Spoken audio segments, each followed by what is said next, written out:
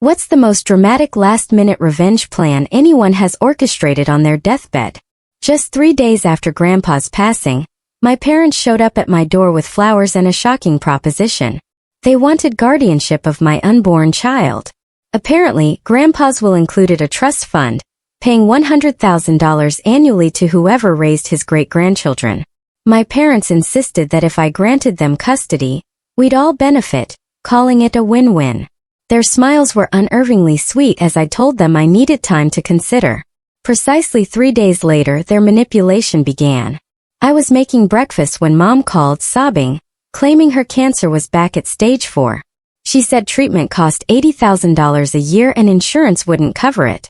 A couple of hours later, Anukika, my aunt, arrived.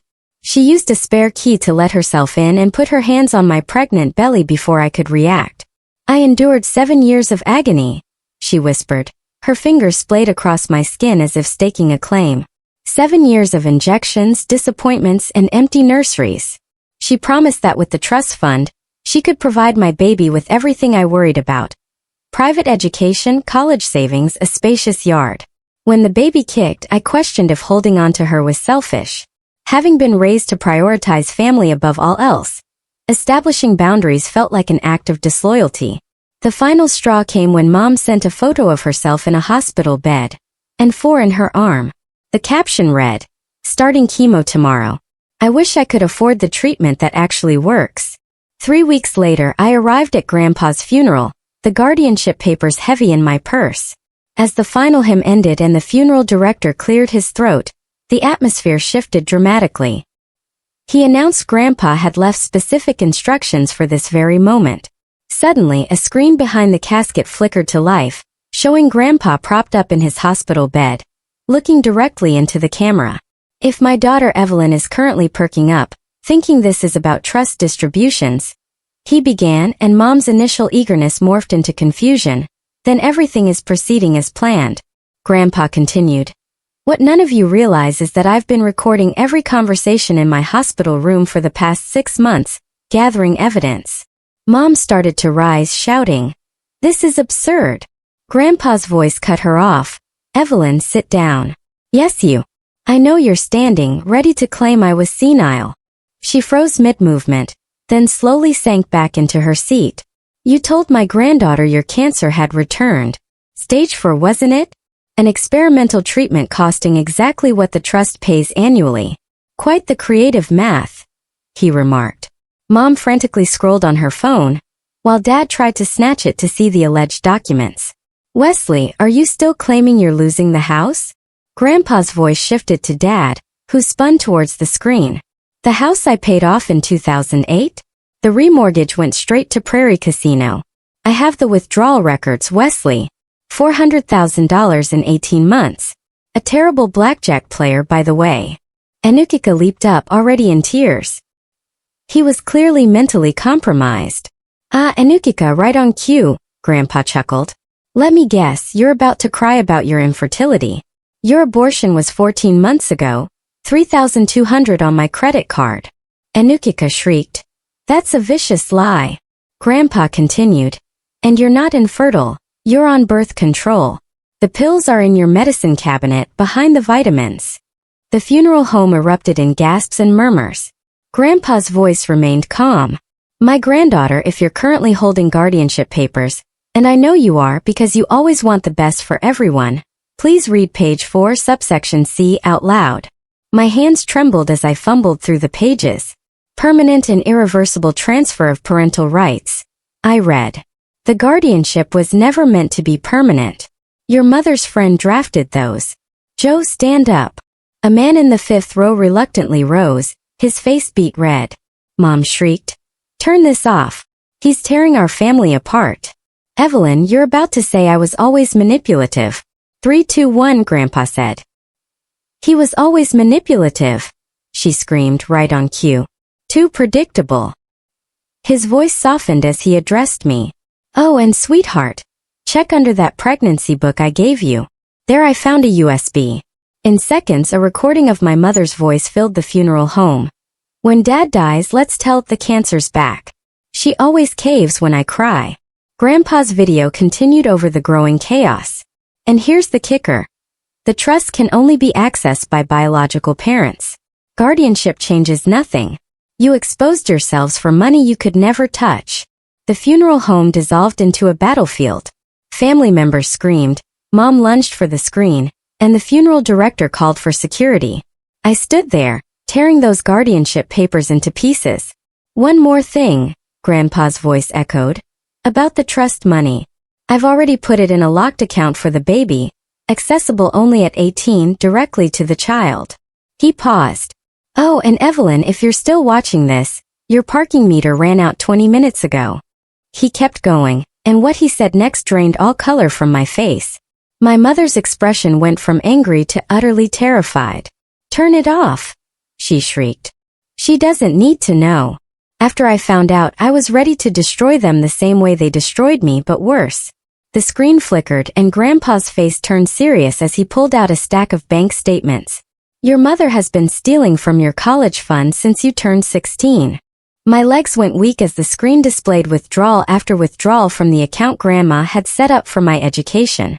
Mom's hand shook as she grabbed Dad's arm, trying to pull him toward the exit. The funeral director attempted to unplug the projector, but the cord was locked in a metal box with a timer that wouldn't open for another 10 minutes. 47,000 over 6 years, Grandpa's voice continued, while the screen showed receipts from designer stores and luxury spas. Mom lunged at the screen, screaming the papers were fake, but the funeral director stepped in front of her, arms spread wide. 2 security guards rushed in as Dad knocked over 3 huge flower arrangements, trying to reach the USB drive on the podium. White roses and lilies scattered across the floor as people jumped back to avoid getting hit. The screen then changed to display credit card applications, and my stomach dropped when I saw my own signature on documents I'd never seen before.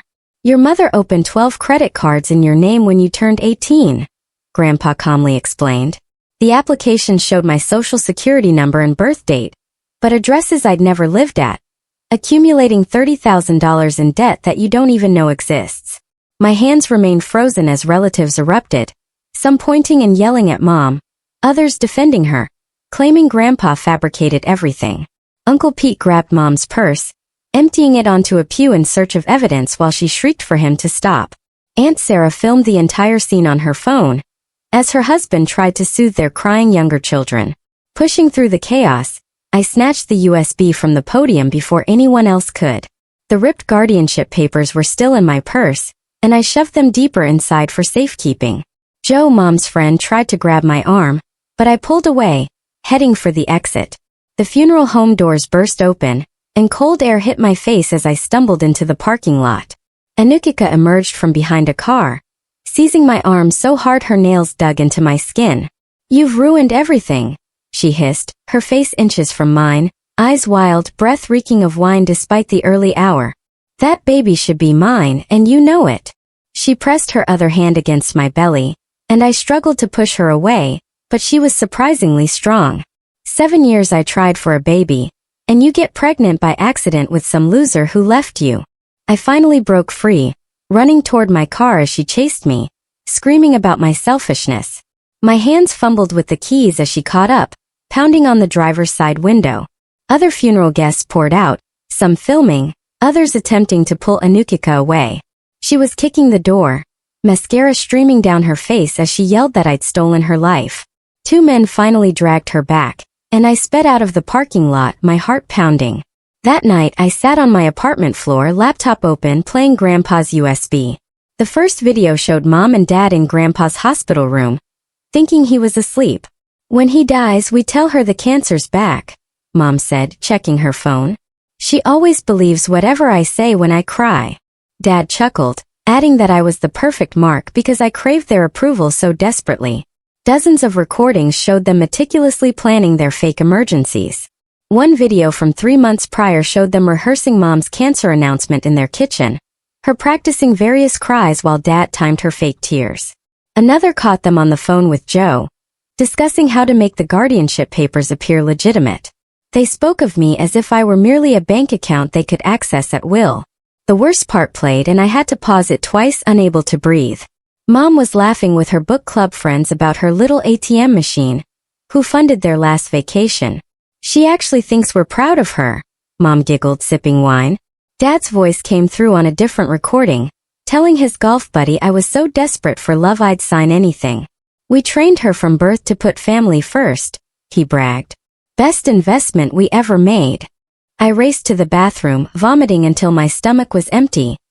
Not from pregnancy, but from the horrifying realization that every hug, every proud smile had been a charade. Every I love you was merely a tactic to keep me useful and willing to give them money. As the sun rose, I finally stopped crying and searched the yellow pages for attorneys. The first one, specializing in fraud cases, answered, even at 7 a.m. I explained the identity theft and forged documents, and she took notes, gasping at each new detail. Come to my office right now, she instructed. I grabbed my purse and drove there, my hands shaking too violently to properly grip the wheel.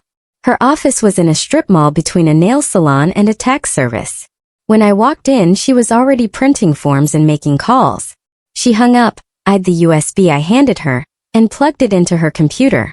I watched as her face shifted from professional to shocked, then to outright anger. She paused the recordings repeatedly to jot down notes. After 20 minutes, she looked up and told me it was one of the worst family fraud cases she'd seen in 15 years.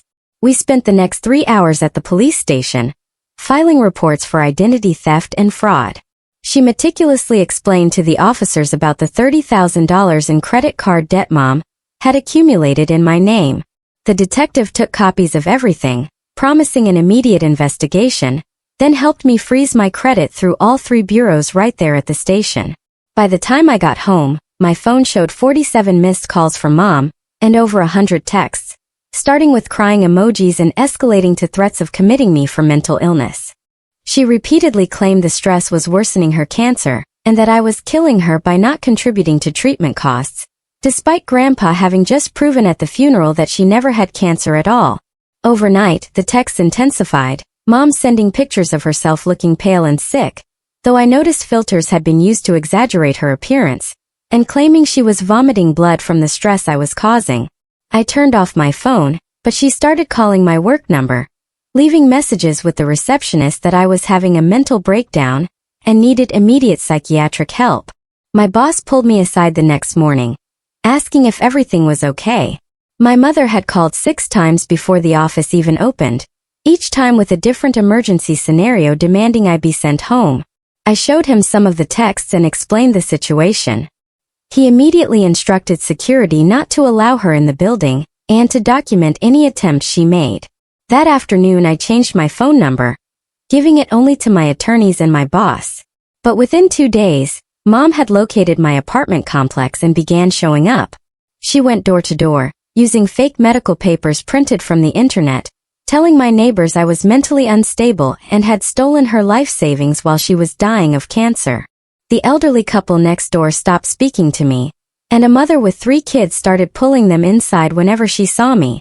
My apartment manager called me into his office, explaining Mom had spent 2 hours there, claiming I was dangerous and shouldn't live around families with children.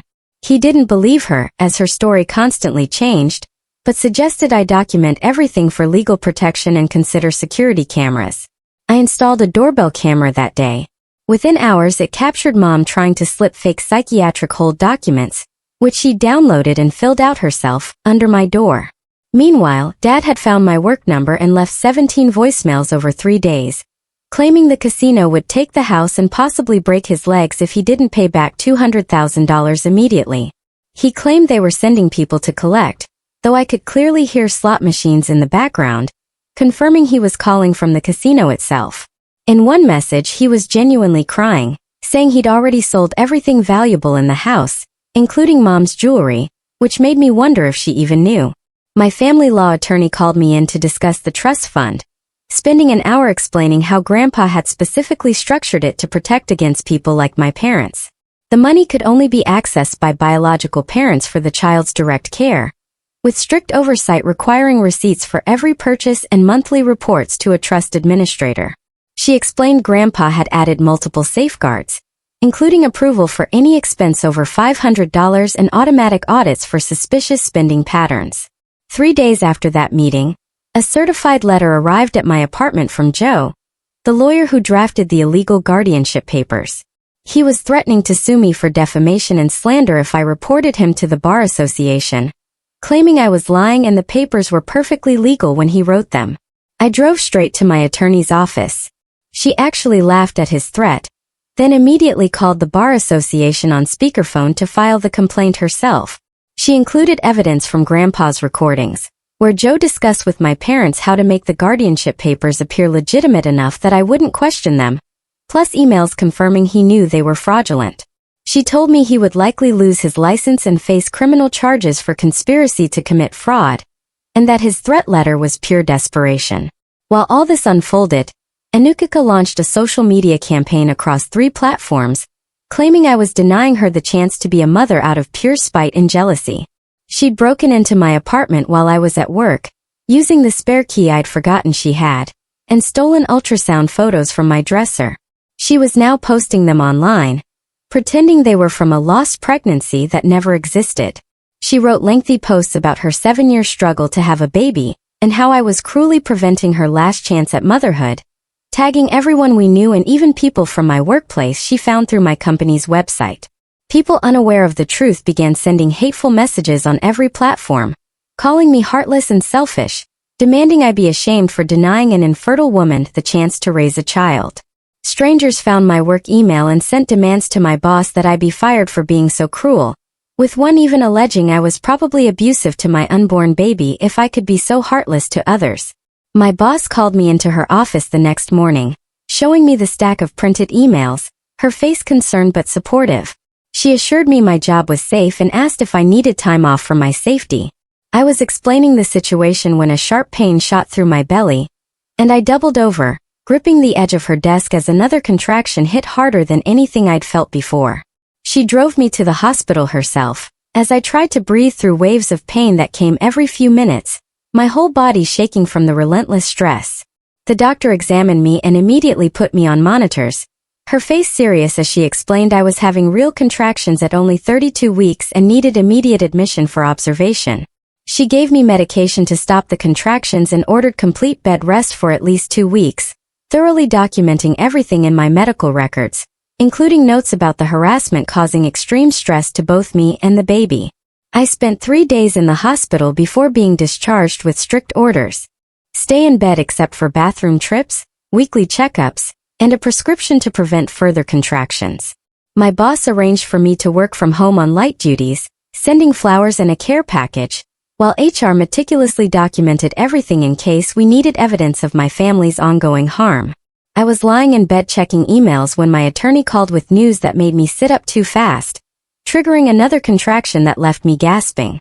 Mom had been arrested that morning. The police investigation uncovered 12 credit cards she'd opened in my name over the past 5 years, accumulating a total debt of $47,000. The detective reported finding the applications in her email with my forged signature and evidence she'd been intercepting my mail to hide the statements, using the cards for shopping sprees and cash advances. She was charged with identity theft, fraud, and mail tampering, but somehow made bail within 3 hours using money from an untraceable account. 2 days later, a certified letter arrived, brought up by my neighbor as I couldn't go downstairs. Inside was a 3-page letter from Mom, filled with biblical quotes about honoring parents. She included photos of herself looking thin and pale in what appeared to be a hospital gown, though I noticed a designer purse on the table behind her and a fresh manicure. The letter declared God would punish me for abandoning her, and my baby would suffer for my sins, with highlighted passages from Exodus and Deuteronomy about disobedient children. My attorney immediately called the prosecutor to report the bail violation, as Mom was forbidden from contacting me directly or indirectly, leading to a warrant for her arrest. I was trying to rest when a knock came at my door. Through the peephole, I saw a woman in business clothes holding a folder with the state seal. She introduced herself as a Child Protective Services worker, stating they'd received a report I was planning to harm my baby and needed to investigate immediately. My hands shook as I let her in, explaining my bed rest and showing her medical papers while she scanned my apartment, inspecting the nursery and baby supplies. She seemed skeptical of the allegations from the start, especially when I showed her the restraining order paperwork and explained about the trust fund and my family's attempts at custody. I gave her my doctor's and employer's contact information, along with printed copies of all the harassment I'd documented. She took notes and photos, then examined my medical records, which showed proper prenatal care and stress-related complications. She called my doctor right there to verify everything. The worker concluded it was retaliation and promised to close the case quickly, but warned that multiple reports had been filed, so other workers might visit. Indeed, 2 more CPS workers came by over the next week, each reaching the same conclusion. The reports were false and vindictive. Meanwhile, Dad faced his own issues when arrested at the grocery store for trying to cash a stolen check for $800. The third he'd attempted that week, according to the detective who called me.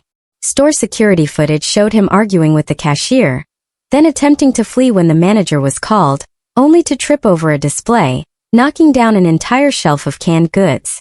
He called me from jail 15 times in 2 hours, leaving increasingly desperate voicemails, claiming it was a misunderstanding and he just needed $5,000 for bail.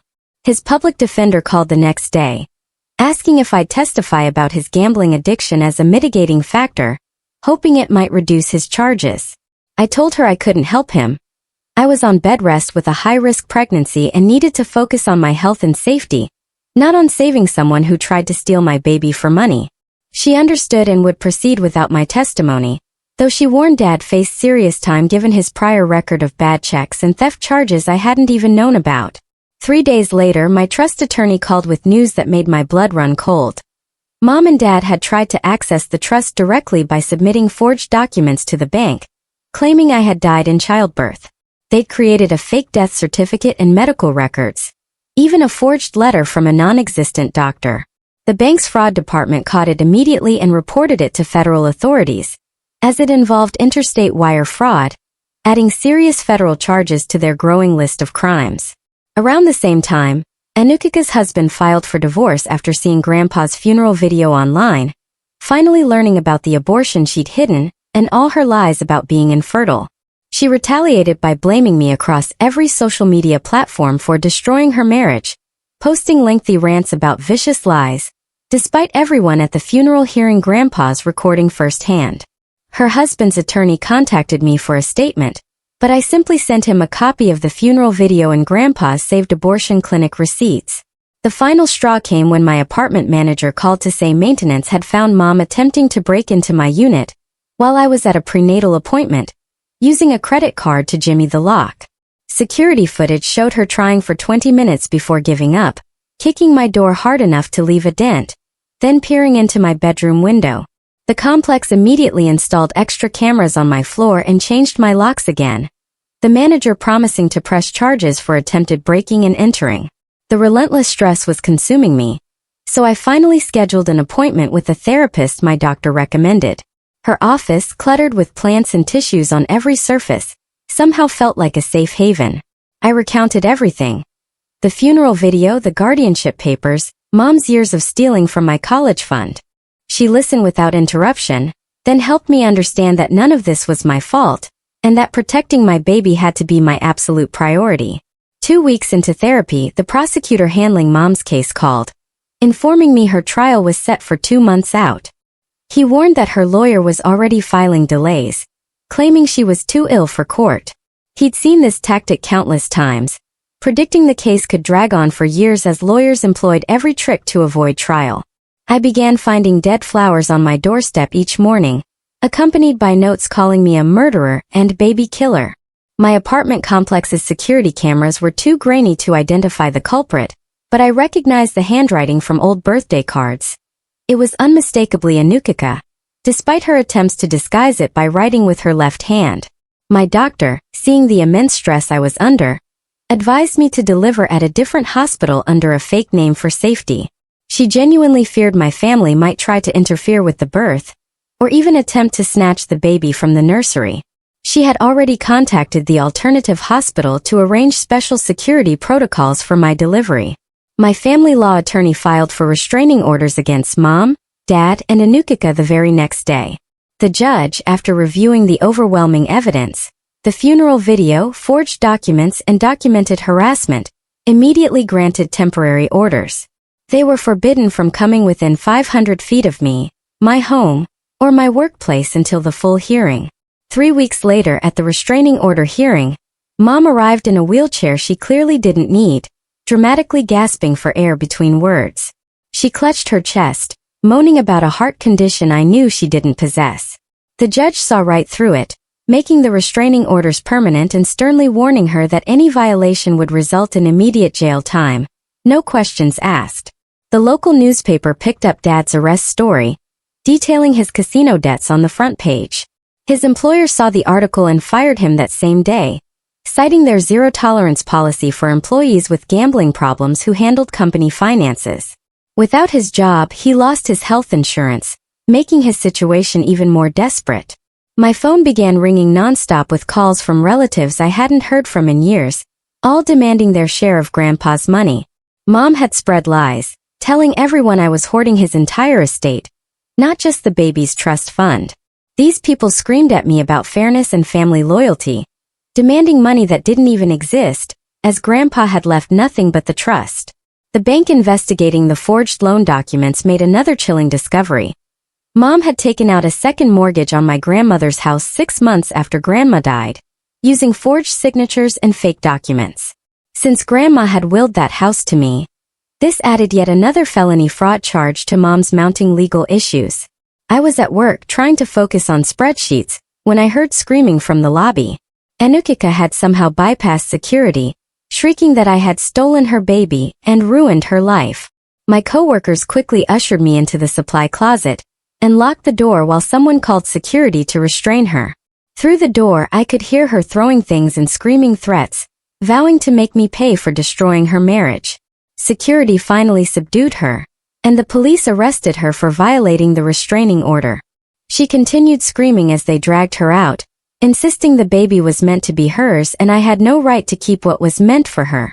My boss gave me the rest of the week off and offered remote work until things settled.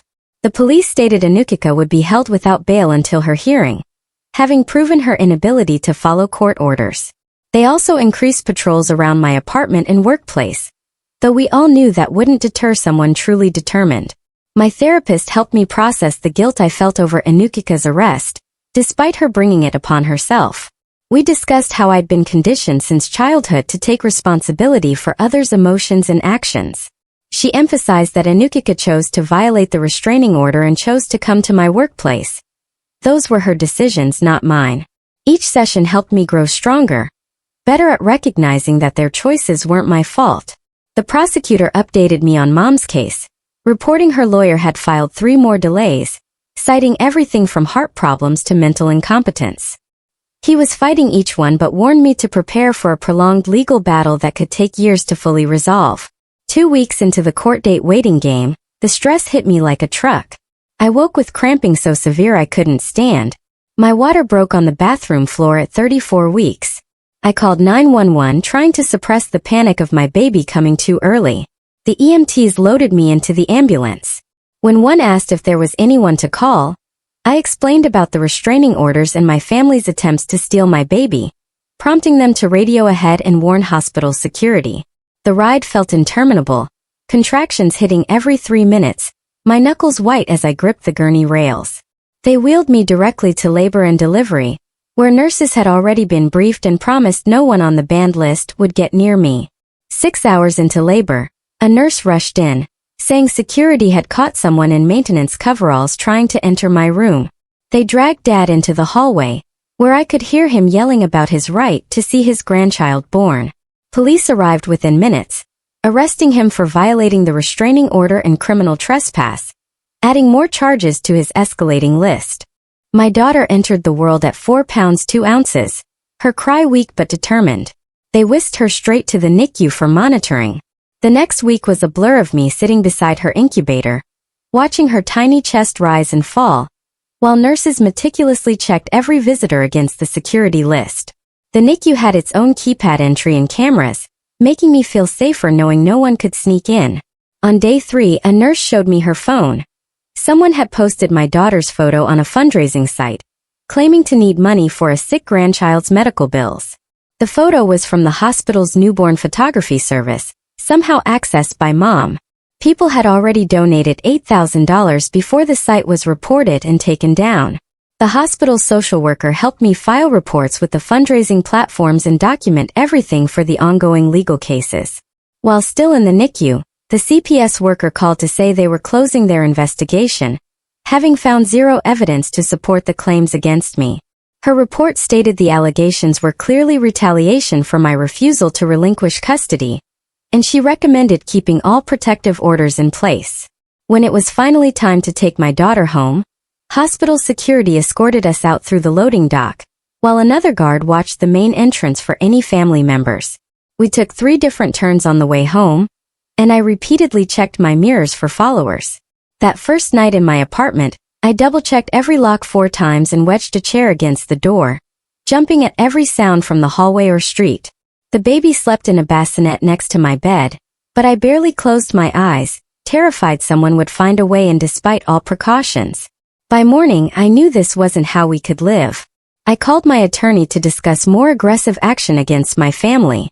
That afternoon, she filed civil suits against Mom, Dad, and Anukika for intentional infliction of emotional distress, harassment, and defamation. We sought damages to cover all my medical costs from the stress-induced premature birth, the security systems I'd installed, and ongoing therapy to cope with the trauma. My attorney assured me we had an excellent case, given all the documentation and existing criminal charges.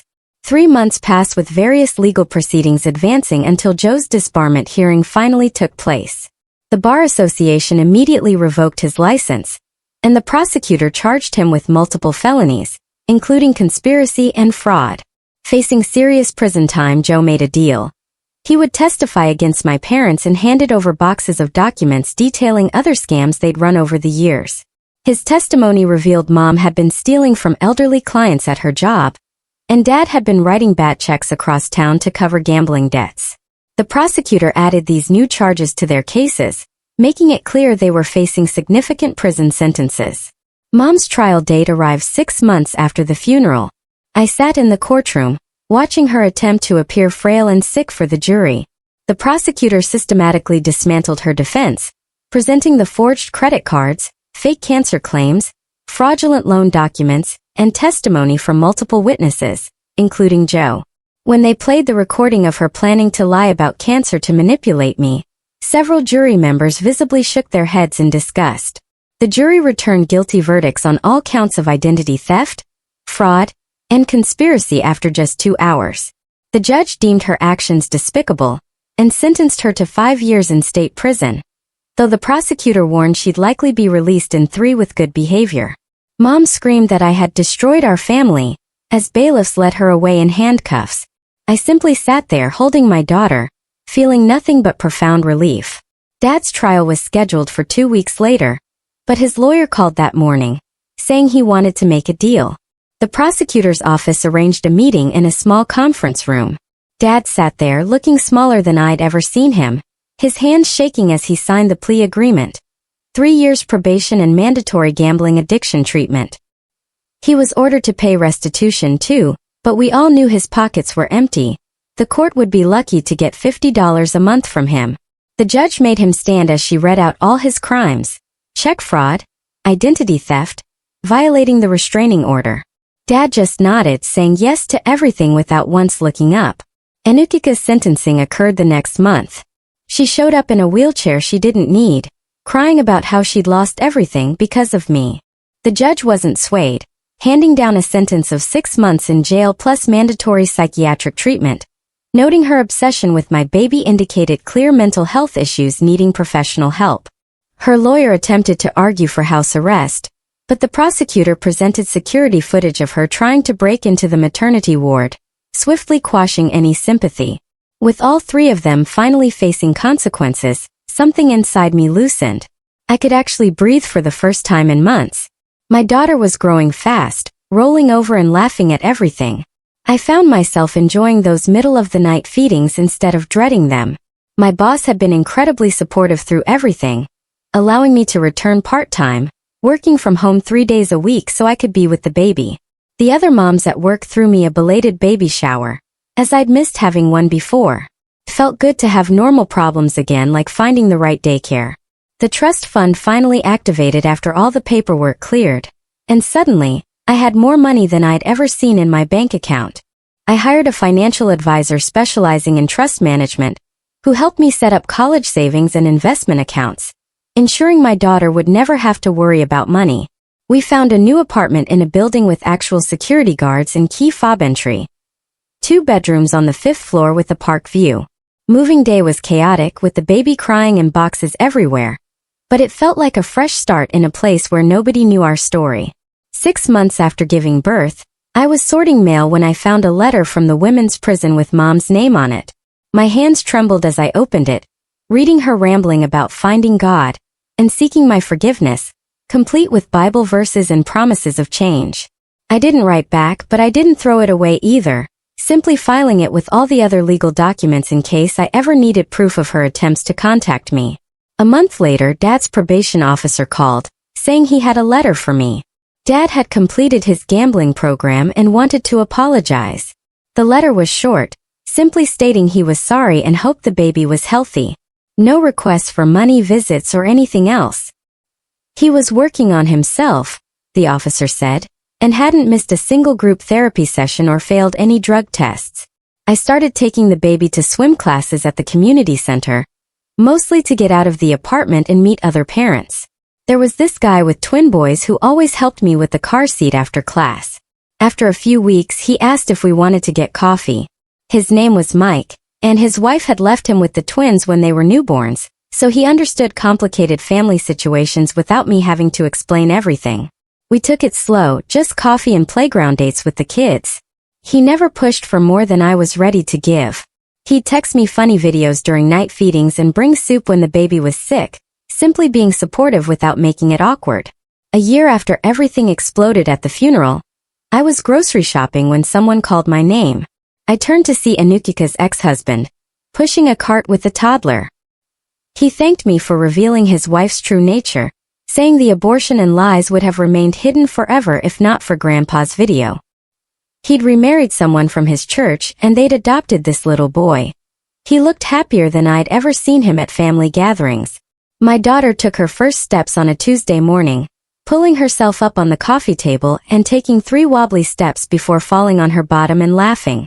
That same afternoon, my lawyer called to say Mom had been released early for good behavior and was required to register her address with the court. The restraining order was still active for another 2 years, and I'd already moved without leaving a forwarding address, so she had no way to find us. Dad had been staying clean, according to his probation officer, working at a warehouse, loading trucks, and living in a halfway house for recovering addicts. He'd started sending child support through the court system, just $100 a month, but it came steadily without him ever trying to contact me directly.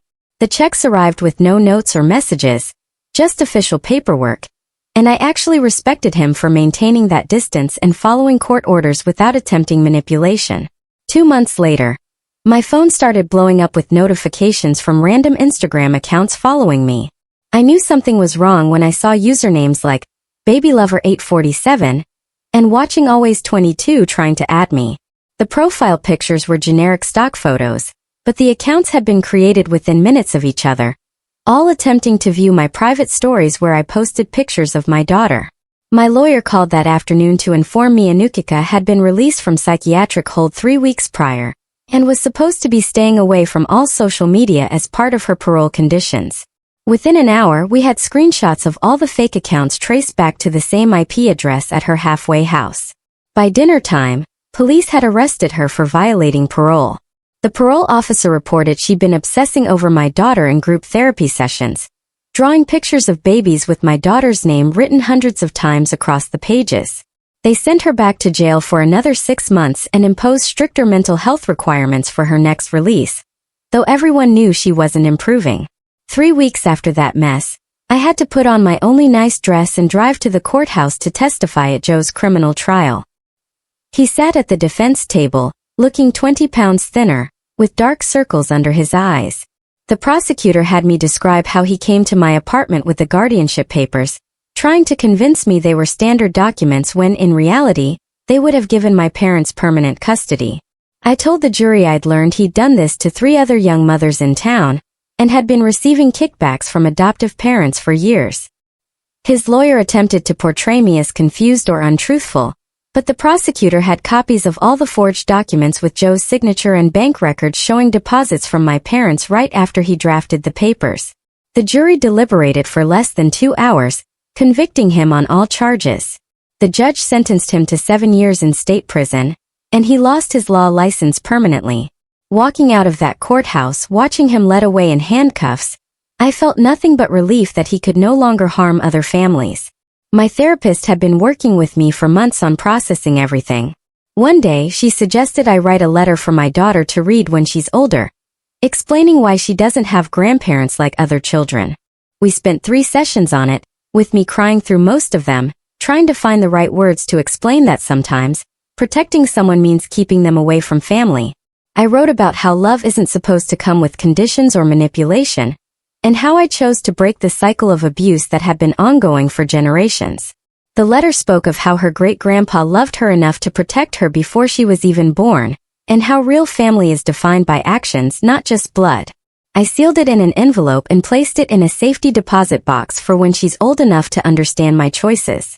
Around the same time, relatives I hadn't heard from in years began reaching out via Facebook and email, apologizing for believing my parents' lies about me stealing Grandpa's money. Apparently, word had spread about the trials and arrests, and people finally understood that Grandpa's video at the funeral had told the complete truth. Some cousins sent lengthy apologies for not defending me, and an aunt admitted she suspected Mom was lying, but didn't want to get involved. I thanked them all for reaching out, but kept my responses brief and declined invitations to family gatherings. I'd learned that sharing DNA doesn't obligate you to give someone space in your life. 3 years passed without any contact from Mom or Dad. Court records showed Mom had been released and was living 2 states away, while Dad continued sending his monthly child support checks through the system. My daughter blossomed into a happy little girl, making friends everywhere, completely unaware of the drama that unfolded before she could remember. I used the trust money to return to nursing school while she was in daycare, graduating with honors despite being a single mom. My graduation ceremony was on a sunny May afternoon. My daughter sat in the front row wearing a tiny cap and gown the school provided, clapping and shouting, "That's my mommy," as I walked across the stage. My classmates who had become like family cheered extra loud, knowing how hard I'd worked to get there. 2 months after graduation, I received a job offer at a hospital in a city 8 hours away, a place where nobody knew our story, offering a truly fresh start. We packed up our apartment, and I let my daughter choose the color for her new bedroom in the small house I rented near a good elementary school. She started preschool that fall, coming home daily, chattering about her new friends, her teacher, and the class hamster Mr. Whiskers. Watching her play on the swings in our backyard one evening, as the sun set behind the trees, I reflected on everything Grandpa had done to protect us. I realized his greatest gift wasn't the money in that trust fund. It was showing me the truth about my family and giving me the courage to walk away and build something better for my daughter. We were creating the kind of loving, stable home I never had growing up, where honesty mattered more than appearances, and love didn't come with strings attached. That's everything I wanted to share. It's always about leaving you with something to think about, not just a story. Subscribe if you'd like more practical takeaways.